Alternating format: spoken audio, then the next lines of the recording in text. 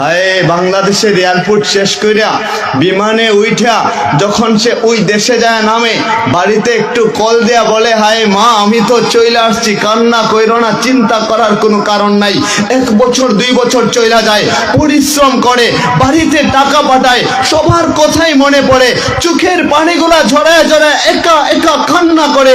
মায়েরও একটা স্বপ্ন থাকে, আমার ছেলেটা যেদিন আসবে তাকে বুকে জড়ায় যাব। আমার বাবারও তখন স্বপ্ন থাকে, ছেলেটা যেদিন প্রবাস থেকে আসবে বুকে জড়ায় নেব। সন্তানেরও স্বপ্ন থাকে, আমার বাবা প্রবাস থেকে আসবে, বাবার কোলে আমি উঠব। স্ত্রীর স্বপ্ন থাকে, আমার স্বামী প্রবাস থেকে আসবে, আমার স্বামীকে জড়ায় ধইরা রাতের বেলা ঘুমাবো। কিন্তু কপালটা এমন ভাবে পুরলো, হায় সে যেখানে আসার কথা ছিল হাসি মুখে, মানুষজন আনন্দ ফুর্তি কইরা তাকে নিয়ে আসার কথা ছিল, রিসিভ করার কথা ছিল, সেখানে কফিন হইয়া লাশ হইয়া ফিরে আসে। লাশ হয় নাই ওইরকম? হয় হয়। প্রত্যেক যুবক আর যুবতীদের একটা স্বপ্ন থাকে, একদিন সে বিয়ে করবে, বিয়ে করার পর সুন্দরী রমণী তার ঘরে নিয়ে আসবে। যুবতীরও স্বপ্ন থাকে, একদিন বিয়ে করবে, এমন একটা স্বামী ঘরের মধ্যে নিয়ে আসবে, যে স্বামীটা তাকে বাবার মতো আদর দিবে, মায়ের মতো ভালোবাসা দিবে, ভাইয়ের মতো ভালোবাসা দিবে, এমন যত্ন করবে, আবার স্বামীর মতো আদর স্নেহ মমতা দিয়ে রাখবে, রাগ করবে, গুসা করবে, শাসন করবে। কিন্তু হায় কারো স্বপ্ন পূরণ হয় না। বিয়ের গেট ঠিকই সাজানো হয়, বিয়ের গেট ঠিকই সাজানো হয়, ঠিকই বানানো হয়, ফুলসজ্জা ঠিকই করা হয়, প্যান্ডেল ঠিকই বানানো হয়, কিন্তু রাস্তায় যে দুর্ঘটনা হয়ে চলে যায় সেটা তো কেউই জানে না। বিয়ের গেটটা তো ঠিকই আছে, ওই রমণীটা তার ঘরের মধ্যে বধূ বেশে ঠিকই আছে, কিন্তু ঘরের মধ্যে যে মালাকুল মউত আজরাইল চলে আসে, যে গেট দিয়া স্বামীর বাড়িতে যাওয়ার কথা ছিল, যে গেট দিয়া স্বামীর বাড়িতে আনন্দ ফুর্তি করার কথা ছিল, ওই গেট দিয়া লাশ হয়ে বের হয়। লাশ কি চলবে? তো এটা আমাদের থাকার জায়গা না। এখান থেকে আপনি আমি চইলা যাইতে হবে। আপনি আমি যদি একবার গভীর মনোযোগ দেওয়ার ভাবি, একবার যদি চিন্তা করি, আপনি আমি যখন লাশ হয়ে যাব, হায় যেখানে আপনি আমি মারা যাই না কেন, এমনও তো মানুষরা আছে ফজরের নামাজে সেজদায় যায়, 1 মিনিট 2 মিনিট 4 মিনিট চইলা যায়, সেজদা থেকে ওঠে না। যখন ধাক্কা দেওয়া হয়, ধাক্কা দেওয়ার পরে দেখা যায় সে আর দুনিয়ার মধ্যে না, ওই মালিকের কাছে চইলা গেছে। তাই আপনিও আমিও যেহেতু চইলা যাব মালিকের দরবারে, মালিকের কাছে যাওয়ার আগে আগে হাসরের ময়দান যেদিন কায়েম হবে, ওই হাসরের ময়দানে মালিক বলবে, দুনিয়ার মধ্যে তোকে আমি দিছিলাম, যা দরকার ছিল সবই দিয়েছিলাম, প্রয়োজন মিটাইলাম, বল না এবার কি নিয়ে আসলি? কি জবাব দিবেন বলেন? জবাব দেওয়ার মতো কিছু আছে নাকি আমাদের? তাই আমাদের ভাবা দরকার, আপনার আমার নামটা যেদিন লাশ হয়ে যাবে, আপনার আদরের ছোট ভাই যদি থাকে অথবা ছোট সন্তান যদি থাকে, দৌড়ায় দৌড়ায় বাজারের মধ্যে যাবে, আর যায় বলবে, ভাইজান আমার ভাইয়ের জন্য, আমার বাবার জন্য, আমার মায়ের জন্য কাফনের কাপড় দেন। কাফনের কাপড়টা নিয়ে বাড়ির দিকে যখন আসবে, ভাই বাড়ির আঙিনায় আপনার ছোট বোনটা অথবা আপনার ছোট সন্তান বাড়ির আঙিনা দিয়া দৌড়াতে থাকবে। লোকজন জিজ্ঞাসা করবে, দৌড়াও কেন? বাবা মারা গেছে, মা মারা গেছে, ভাই মারা গেছে। বড়ই পাতা কোথায় পাওয়া যায় খুঁজতেছি। বড়ই পাতা একত্রিত করবে গরম পানির সাথে, এলাকার লোকজন গরম পানি আর বড়ই পাতা একত্রিত কইরা দিবে। হায় ওই বড়ই পাতার গরম পানি কইরা আপনাকে যখন নেওয়া হবে গোসলখানায়, জীবনের শেষ একটা গোসল দেওয়া হবে। দুনিয়ায় আপনি যখন আসছিলেন প্রথম গোসলটাও কিন্তু অন্যজন দিয়েছিল, কি বলেন? নাকি নিজে করেছিলাম আমরা?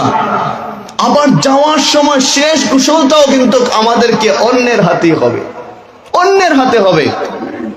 কোনো ক্যাপাসিটি আমাদের নাই, কোনো ক্ষমতা আমাদের নাই। এমনও তো হতে পারে কত যুবকরাই তো চইলা যায়, লাশ পইরা যায়, প্রাণ তাজা প্রাণ ছইরা যায়, বাইক নিয়ে বের হয়, হায় ঘরে ফিরবে কি, ঘরে লাশ হইয়া ফিরে। ঘরে হঠাৎ কইরা কল আসে, তোমার সন্তানটা চইলা গেছে, আর চোখ দিয়া পানি ঝরায় ঝরায় শুধু জমিনে পড়তে থাকে। যখন ধোয়ানোর জন্য নেওয়া হবে, যাদের ছোট বাচ্চারা আছে একটু গভীর দিয়া ভাববেন, মন থেকে ভাববেন, দিল থেকে ভাববেন। আপনার ছোট বাচ্চাটা আঙ্গুল দিয়া দেখাবে, আমার বাবার কবর, আমার বাবাকে ওইখানে কেন নিয়ে যাওয়া হচ্ছে, আমার বাবার লাশটা ওইখানে কেন নেওয়া হচ্ছে, কেন পানি দেওয়া হবে, এই প্রচন্ড শীতের সময় আমার বাবা সহ্য করতে পারবে না, তার উপর তোমরা পানি দিও না, পানি ঢাইলো না।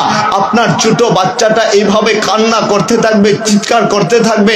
আদরের ভাই যদি থাকে, মানুষজনকে দেখায় দেখায় বলবে, ওইখানে কেন আমার ভাইয়াকে নেওয়া হচ্ছে, কেন মাকে নেওয়া হচ্ছে, কেন বাবাকে নেওয়া হচ্ছে, কেন পানি ঢালা হবে। বাবা সহ্য করতে পারবে না, মা সহ্য করতে পারবে না, ভাই সহ্য করতে পারবে না, সবাই কান্না করতে থাকবে। সবাই যখন নেওয়া হবে ওইখানে, গোসলখানা করায়া জীবনের শেষবারের মতো আপনাকে নতুন কাপড় পরানো হবে, জীবনের শেষবারের মতো। এরপরে আর কোনোদিন কাপড় পরানো হবে না, কোনো কাপড় পরানো হবে না। দুনিয়ায় দামি দামি কাপড় আপনার শরীর থেকে তুলে নেওয়া হবে, আপনার শরীর থেকে আলাদা করা হবে। দুনিয়ায় দামি দামি গহনা আপনার শরীর থেকে খুলে নেওয়া হবে, কান থেকে খুলে নেওয়া হবে, মা বোনদের নাক কান খোলানো হবে। দুনিয়ার দামি দামি জিনিসপত্র সব আলাদা করে দেওয়া হবে। দুনিয়ায় আপনি বাংলো করেছিলেন, ওই বাংলোতে আর আপনি থাকতে পারবেন না, ওইটা আর আপনার রইল না। দুনিয়ায় টাকার পাহাড় করেছিলেন, ওই 1 টাকার মালিক আর আপনি না, আপনি এখন শুধু লাশ লাশ। পরিচয় আমাদের একটাই, সেটা হচ্ছে আপনি আমি হয়ে যাব লাশ। এটা তো নিশ্চিত, হয় আজ আর না হয় কাল। এমনও তো হতে পারে এখানে অনেক যুবকদের সিরিয়ালটা চলে আসছে, কিন্তু আমরা জানি না। স্বামীর পাশে স্ত্রী ঘুমায়, হায় স্বামীকে মালাকুল মউত আজরাইল আইসা নিয়ে যায়, স্ত্রী বলতেই পারে না। স্ত্রীর পাশে স্বামী ঘুমায়, স্ত্রীকে আজরাইল আইসা নিয়ে যায়, মালিকের দরবারে নিয়ে যায়, কায়রা নিয়ে যায় মানুষের কাছ থেকে, কিন্তু স্বামী বলতেই পারে না। বাবার কাছে সন্তান ঘুমায়, মায়ের কাছে সন্তান ঘুমায়, সন্তানটাকে আজরাইল আইসা পাষাণের মতো নিয়ে যায়, কিন্তু কেউ বলতেই পারে না। থাকার জায়গা না, এখানে চিরস্থায়ী থাকতে পারলো না।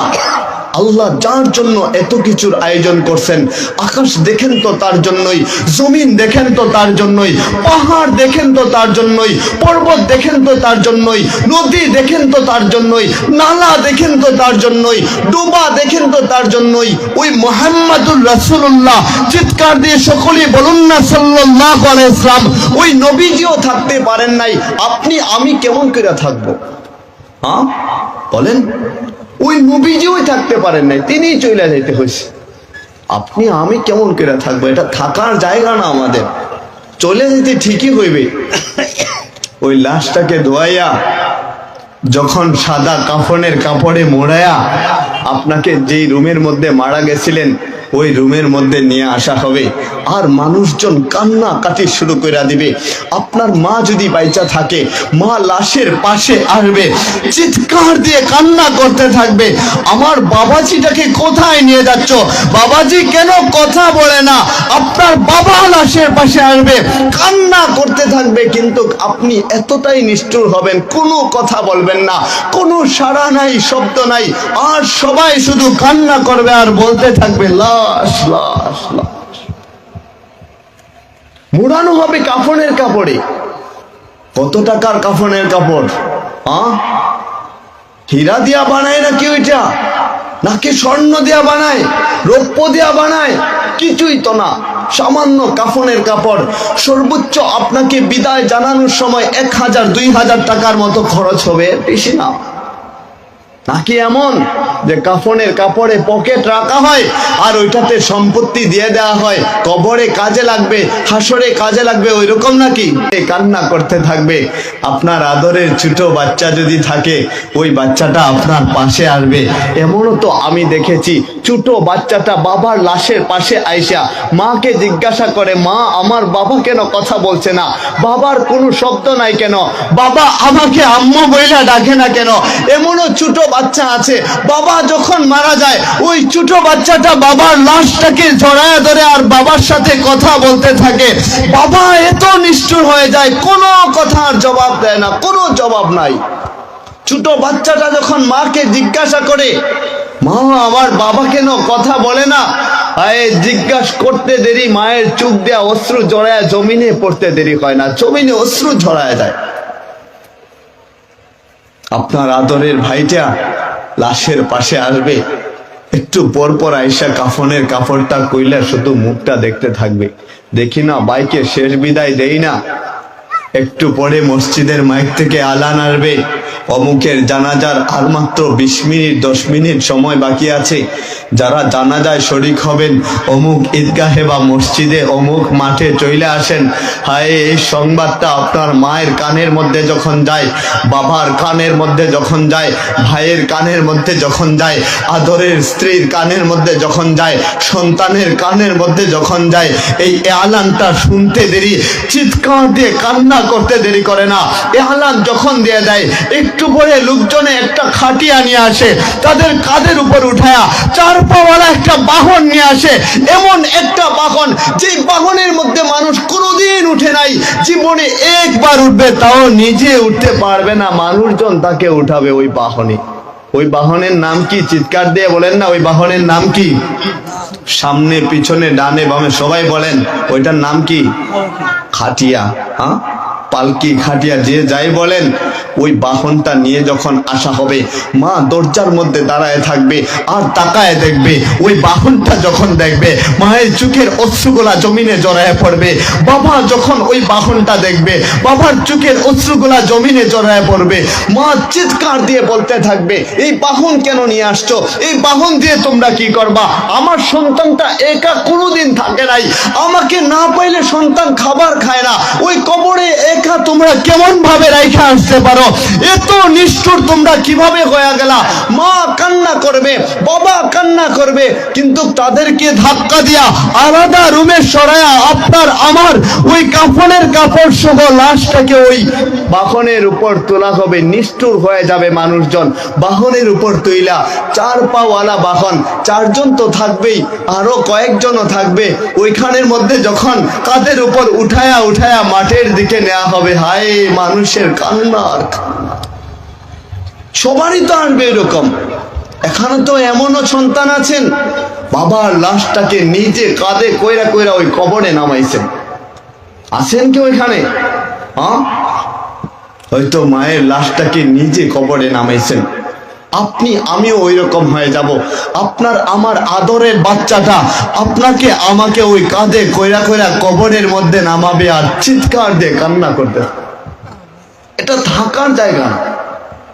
যদি থাকারই হইতো তাহলে আল্লাহর রাসূল সবচেয়ে থাকার বেশি অধিকার ছিল, যদি থাকার হইতো।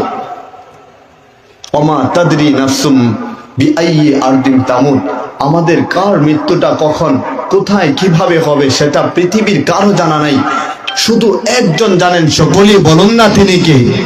চিৎকার দিয়ে বলুন না তিনি কে? ওই মালিক জানেন যে কখন আমাদের মরটা হয়ে যাবে। মসজিদের মাইক থেকে আলান আসবে, জানাজার আর 5 মিনিট সময় বাকি আছে। মাঠের মধ্যে যখন লাশটাকে রাখা হবে, যদি নামাজের সময় হয়, নামাজের পরে ঘোষণা করবে জানাজা আছে, একটু জানাজায় শরীক হয়ে যায়, সোয়াব আছে শরীক হইলে। আপনার আত্মীয় স্বজনরা দৌড়ায়া দৌড়ায়া আসবে, আপনার বন্ধু বান্ধবরা আসবে, ভাই বোনেরা আসবে, এলাকার মানুষজন আসবে, চাচারা আসবে, দাদারা আসবে, চাচাতো ভাইয়েরা আসবে, ফুফাতো ভাইয়েরা আসবে। জীবনের শেষবারের মতো বিদায় দেওয়ার জন্য মানুষজন তাড়াহুড়া শুরু করে দিবে। মানুষজন আর রাখতে চায় না। দুনিয়ায় খালার বাড়িতে গেলে খালা বলে, বাবাজি আসলি তো অনেক দিন পরে, আরো 2টা দিন থাইকা যা না, বলে না? মামার বাড়িতে গেলে মামা বলে, আরো 1টা দিন থাইকা যা না, যাবি নে, তোর মাকে কল দেয়া বলবো না, যাবি নে পরে, বলে। কিন্তু আপনি যখন লাশ হয়ে যাবেন, কেউ তখন বলবে না, খালা তখন বলবে না যে 1 ঘন্টার জন্য লাশটাকে পাঠায় দাও, মামা তখন বলবে না আধা ঘন্টার জন্য আমাদের বাড়িতে পাঠায় দাও, চাচি তখন বলবে না 1 ঘন্টার জন্য লাশটাকে পাঠায় দেন না, খালা তখন বলবে না, ফুফা তখন বলবে না, ফুফু তখন বলবে না, ভাগনা তখন বলবে না, দুনিয়ার কোনো আপনজনই বলবে না। সবাই বলতে থাকবে জানাজা কয়টায় আর কখন দাফন করা হবে, কখন দাফন করা হবে। মানুষজন তাড়াহুড়া শুরু করে দিবে আমাদেরকে ওই কবরে পাঠানোর জন্য। ওই কবরে পাঠানোর জন্য মানুষ তাড়াহুড়া শুরু করে দিবে। কেউ বাঁশঝাড়ের মধ্যে যাবে বাঁশ নিয়ে আসার জন্য, কেউ কবর খোঁড়ার জন্য কোদালই তো বলেন আপনারা, কোদাল খুঁজবে, কবরটা খুঁড়বে, কেউ কবরটা দেখে আসবে। এবার যখন জানাজার জন্য সবাই রেডি, আপনার আত্মীয় স্বজনরা, আদরের ভাই যদি থাকে, ভাই দাঁড়াইয়া কান্না করবে আর আপনার কিছু সাফাই গাবে। সাফাই কোনো ঋণ পেয়ে থাকলে আমাদেরকে বলবেন, আমরা পরিশোধ করব। আপনার বাবা দাঁড়াবে, আপনার কিছু কথা বলবে, মাফ কইরা দিয়েন আমার সন্তানটাকে। জীবনের শেষ বিদায়ের সময় যখন বাবা কান্না করবে চোখের পানি ঝরায়া ঝরায়া, আপনার সন্তান থাকলে সন্তান কান্না করবে, আমার বাবা চইলা গেছেন, বাবার কত স্মৃতিগুলা আমার মনে পড়ে যায়, কোনো স্মৃতিগুলা আমি ভুলতে পারি না। বাবা আঙ্গুলে ধইরা ধইরা আমাকে হাঁটতেন, আমাকে নিয়ে যাইতেন, বাজারে নিয়ে যাইতেন, আমাকে আঙ্গুলে ধইরা ধইরা নদীর পাড়ে নিয়ে যাইতেন। আজকে ওই বাবা কবরের বাসিন্দা হয়েছেন। আমার বাবা যদি ভুল করে থাকে, আল্লাহর রাস্তে আপনারা মাফ করে দিবেন, ক্ষমা করে দিবেন বলবে। সাফাই গাবে। এলাকার কিছু মুরব্বীগণ তখন দাঁড়ায়, তারাও সাফাই গাবে, তারাও শেষ বিদায় জানাবে। জানাজার আগে কিছু মানুষ তাড়াহুড়া করতে থাকবে। দেখি না জীবনের শেষবারের মতো লাশটাকে দেখা যায়, জীবনের শেষবারের মতো আপনাকে দেখার জন্য কিছু বন্ধু বান্ধব দৌড়ায় আসবে, কিছু আত্মীয়রা দৌড়ায় আসবে, জীবনের শেষ বিদায় জানাবে আপনাকে, আপনার চেহারাটা দেখবে। কেউ হয়তো চোখের পানি ফেলবে, কেউ বলবে ভালো ছিল, কেউ বলবে খারাপ ছিল, কেউ সুনাম বলবে, কেউ বদনাম বলবে। আর যখন জানাজাটা শেষ হয়ে যাবে, চারজনে যখন ওই চার পাওয়ালা বাহনের উপর আবার উঠাবে, আপনাকে কবরে নিয়ে যাওয়ার জন্য বাড়ির আঙিনা দিয়া নেওয়া হবে। আপনার মা তাকায় থাকবে, ওই দরজার মধ্যে ধইরা তাকায় থাকবে, চোখের পানি ফেলবে। বাবা তাকায় থাকবে, চোখের পানি ফেলবে। আদরের বোনটা তাকায় থাকবে, চোখের পানি ফেলবে। খালা তাকায় থাকবে, চোখের পানি ফেলতে থাকবে, জমিনে পইরা যাবে। সবাই কান্না করবে। পুরুষরা লাশের পাশে থাকবে, সাথে সাথে থাকবে ওই কবরে নিয়ে যাওয়ার জন্য। মহিলারা ঘর থেকে কান্না করবে, আহাজারি করতে থাকবে। এমন বেদনা, যে বেদনা দুনিয়ার কেউ বুঝবে না। যার আপনজন চইলা যায়, যার আপনজন মারা যায়, সে ছাড়া দুনিয়ার কেউ বুঝার কোনো ক্ষমতা রাখে না। এমন একটা বেদনা, আপনি আমি যখন লাশ হয়ে যাব, বাবা যদি বাইচা থাকে, ওইটা বাবা বুঝবে কেমন বেদনা। বাবা যদি চইলা যায়, সন্তান যদি বাইচা থাকে, সন্তান বুঝবে কেমন বেদনা। এমন বেদনা যখন সবাই কান্না করবে। বাড়ির আঙিনা দেওয়া ওই কবরের পাশে যখন নেওয়া হবে, যতক্ষণ পর্যন্ত দেখা যায় মানুষজন ফিরা না আসে, ততক্ষণ পর্যন্ত বাবা তাকায় থাকে, মা তাকায় থাকে, আদরের বোনটা তাকায় থাকে, সন্তানেরা তাকায় থাকে। আমার বাবাকে, আমার মামাকে, আমার চাচাকে জীবনের শেষ বিদায় দিবে, ওই কবরে নামাবে, কবরের মধ্যে যাবে। হায় জানি না যখন ওই দুইজন মুনকার নাকির আসবে, কি জবাবটা দিবে, কি জবাব। কবরের মধ্যে নামানো হবে। কিছু মানুষজন ওই কবরের পাশে থাকবে, কিছু মানুষজন দোয়া করবে আমাদের জন্য, কিছু মানুষজন এমনি চলে আসবে, কিছু মানুষজন একটু মাটি দিয়া শরিক হবে, আপনাকে আমাকে কবরে নামাবে। কিছু মানুষজন হাসবে, কিছু মানুষ কান্না করবে, কিছু মানুষ সুনাম করবে, কিছু মানুষ বদনাম করবে। তারপর একটা সময় ঠিকই সবাই চলে আসবে, আপনাকে আমাকে ওই বাঁশঝাড়ের মধ্যে রাইখা আসবে, আপনাকে আমাকে ওই অন্ধকার ঘরের মধ্যে রাইখা আসবে, আপনাকে আমাকে নির্জন স্থানে রাইখা আসবে, যেখানে মানুষ যাইতে চায় না, যেখানে মানুষ গেলে ভয় পায়, যেখানে রাতের বেলা ওই এটার পাশ দিয়ে অতিক্রম করতে চায় না। আরে ওইখানে তো কবরস্থান আছে, ওইখানে থাকবো তো থাকবো কেমন কইরা, একা ওইখানে যাইতে পারবো না। লাইট আছে তোর সাথে, লাইট থাকলে কি হবে, কবরস্থান ভয় লাগে। কিন্তু আপনি আমি একটা সময় ঠিকই সকলেই ওই কবরে যাইতে হবে, ভয় লাগলেও তখন আর কিছু করার থাকবে না, সকলেরই আসবে। এজন্যই বলি দুনিয়াটা থাকার জায়গা না। আমার যুবক ভাইরা যদি বুঝতো